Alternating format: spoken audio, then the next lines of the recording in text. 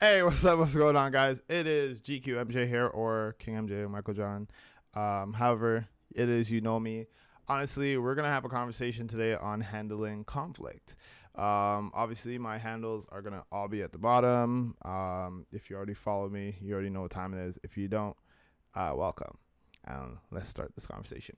We're gonna start this off with an equation. So E plus R equals O. E plus R equals O. Write that down. Event plus response equals outcome. Your event plus your response will equal the outcome. What does that mean? It means that when things happen, that is the event. Whatever is happening is the event. Your response to that said event will give you the outcome. Whether you have a negative response or you have a positive response, regardless, however you respond to the situation is the outcome. And the outcome leads to if you get a lesson or a blessing. So what's the best way to handle conflict, and is conflict avoidable? Conflict is never avoidable. I feel like you can never avoid conflict because there's always chaos in conflict. You walk into a room, you flick on the light switch. There is conflict between light and dark. There is conflict between the electrical circuits, positive and negative. There's conflict between the electrons, the protons and all that, right? So there's always conflict going on in life, but there's good conflict and there's bad conflict. There's conflict that is leading to a resolution, and there's conflict that is just leading to nowhere. And usually that conflict has a lot of ego in it. It has a lot of self-motivated acquisitions behind it, or planning.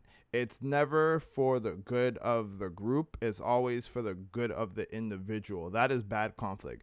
Good conflict is when something happens for the better of the group.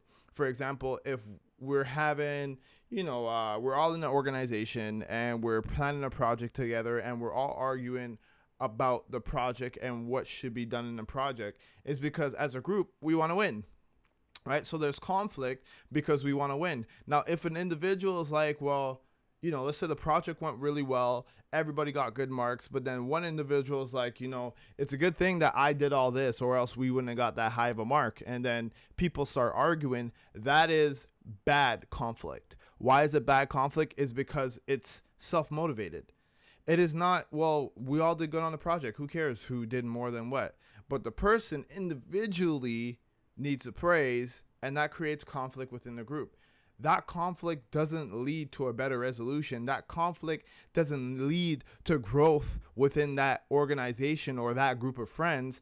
It leads to poison. And the problem with poison, just like cancerous cells in your body, is it starts eating away at the organization until it gets cut off or amputated.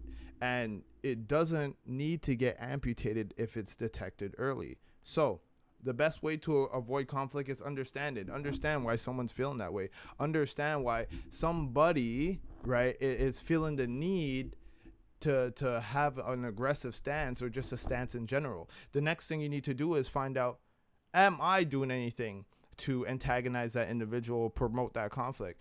But conflict within an organization, how to solve it, because maybe some of you are out there, you have a team of people, you have friends, and you guys are having an issue within your tribe, because we all have a tribe.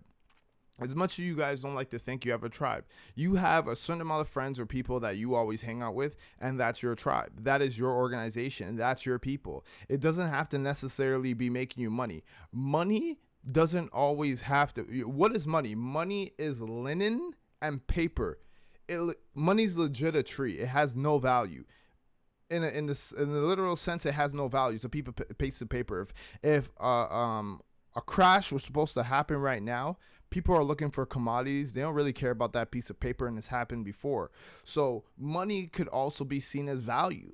Right? Value could be seen as money. Loyalty could be seen as money. It's an exchange of something, of a currency of something. Back in the day, they exchanged rocks. Some birds exchange pebbles to each other just to show. Some other people take a tree branch. Some animals take tree branches to show their lover that, hey, some do dances, right? But regardless, there is a currency. A currency has to be paid, or a currency has to be created. Whatever currency is in your friendship, whether you guys are hanging out at a party or acts of kindness, right? There is a currency that is exchanged.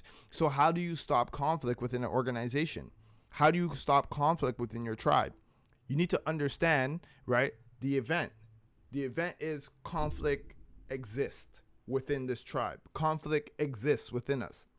Then you need to find the response. What type of response should we have to this conflict? Should it be an aggressive response, right? Is it something that needs to be tackled, or something that has been prolonged so much that it's so sensitive that now we have to tackle it in a different way, right? Now we have to look at it at a softer stance, right? In bodyguarding, we call it gloves off, white gloves. Sorry, not gloves off. We call it white gloves, putting on white gloves, right? So we're going to attack the situation with the same aggression that we attack everything with, but we're going to be more loving, more understanding, right? We're going to understand that it's been an aggressive stance, so we have to de-escalate the situation by taking a more passive stance. But if we've been passive the whole time, now we got to take a little bit of a more aggressive stance. But the problem with taking an aggressive stance with passiveness is people get their back up against the wall, right?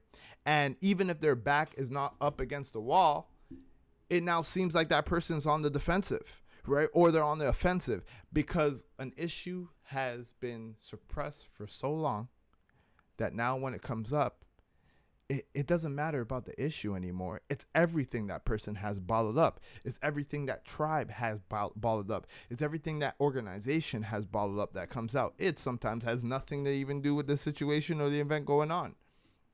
So the best way to handle conflict, right? Understand the event that's going on, which is a conflict. Understand the response that conflict needs, and understand what is the outcome. At the end of the day, talking about conflict, knowing the response for the conflict means nothing if we don't have a common output, right? Or outcome. You know, if we're not all agreeing on the outcome, we still have a conflict, right? And sometimes it's not agreeing on a specific outcome, but the fact on agreeing that an outcome is needed. Some change is needed somewhere. Whether it's within our government, whether it's within our community, whether it's within ourselves, whether it's in the friendships that we choose to keep, change is needed at some point. And that change has to come with you. And sometimes that change has to come with a conglomerate. You know, you're strong as one, but you're even stronger as a group. If you look at all religions, especially in Christianity, I grew up as a Christian. You know, I've been transitioning my religions all the time. I'm more spiritual. You know, like, you know, I'm a Christian per se, but I believe in the Muslim devotion, right? But I'm a Christian. You know what I mean? And I believe in knowledge. So it doesn't matter. If your book could give me knowledge, your book could give me knowledge, right? Because at the end of the day, nothing's new under the sun. Everybody knows what's going on, right? Is trading new? No. Is investing new? No. Is being a thought new? No. Is being a gangster new? No. Is murder new? No. Is people cheating in relationships and not understanding other people's point of view new? No. The difference is, as society changes, as we changes, the conflicts just become a little bit more hidden, a little bit better disguised, or just in a different sense of the thing. Best way to handle conflict, attack it right when it shows up. Do not let it persist. The longer it persists, the worse it gets. It's like a habit, right? The longer the habit is, the harder it is for you to reverse it, right? You ever try to change somebody? You cannot change somebody. It's physically impossible. You could only change somebody if they understand that a change needs to happen and they accept it and they do it. And sometimes you just got to be around to support people. There are people that sometimes do not need you to tell them what to do. They do not need you to guide them. They do not need you to show them the way. They know the way. They understand, right? They know. There are people that are so emotionally intelligent. They get what they're doing wrong. They're just too lazy to make the change. And sometimes they don't need you to be telling them what to do. They don't need you to be dangling around their past or mistakes that they did. If you forgive someone for a mistake, do not keep throwing it in their face, right? That's another way to avoid conflict. Do not keep throwing people's mistakes in their face, especially if you accepted their apology. If they're doing it again and again and again, you have to understand that a mistake done over and over and over again is a decision. It's no longer it's a mistake. It's something that this person is actively and purposely doing, right? So when you understand that this is what's happening, maybe the individual just doesn't want to change. That's just who they are. Maybe that group, that organization just doesn't want to change. That's who they are. So now that we accepted that that is the response, right? And the outcome is that there's no change, we have to ask ourselves, do we need to remove ourselves from that situation? Or do we need to create an event, right, that garners a different response so people could see, hey, look, if you do it this way, then here's the outcome. Sometimes the best way to avoid conflict is to show people yourself that there's another answer. People hear stuff all the time. Everybody talks all the time. People tell people stuff all the time. People are always promising. People are always speaking. People are always, talking. We talk a lot. A lot of people talk. So don't be surprised when someone's not consoled by your speaking your language. People are consoled by actions. Literally, consoling. Actions. Embrace. You need the actions for the reaction, right? And handle conflict, like I said, right away. Don't let it persist, right? Handle the conflict right away. Is it easier to kill a baby T-Rex? I mean, don't kill animals, but PETA. I love animals, okay, PETA? Right. Is it easier to kill a baby T-Rex or a full-grown T-Rex, right? The baby T-Rex probably might give you a challenge, but it's still easier to kill a baby T-Rex, right? I don't know anything about dinosaurs, but I know T-Rex is a badass one, right? But it's easier to kill a baby T-Rex than a full-grown T-Rex. And would you rather fight 5 full-grown T-Rexes, right? Or would you rather fight 1, right?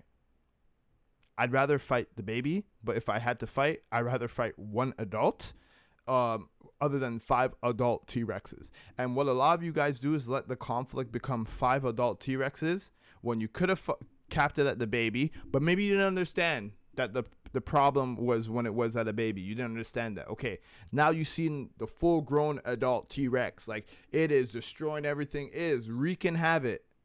And you're like, it's good. It's only wreaking havoc on this side. Let it wreak havoc on this side. But now what happens? It's wreaking so much havoc over here. Now it's having kids, right? Now it's creating allies. It's finding other T-Rexes, letting them know his or her ideology. Now, guess what? Now the problem is all over the place just because you didn't kill it when it started. So in the end, I don't want this to keep on going too long, but in the end, how do you kill a problem? Kill it in the beginning, when it's young, when it's small, when it's not big. Find a solution, know the response, know the event, know what outcome everybody's looking for, and find a common ground in between. Take care of your tribe, take care of your people, know what they're going through, know what's happening.